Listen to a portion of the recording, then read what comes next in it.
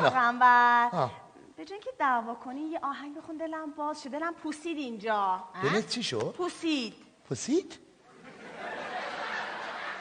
نه زیاد دلم پوسید. دلم مجا این کارو میکنه. میپوسه دیگه. پوسیده. میپوسه؟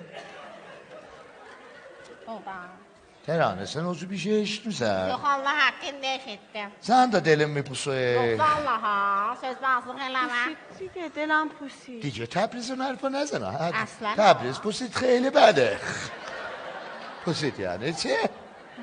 یه آهنگ بخون دیگه. آره میخونم فقط به خاطر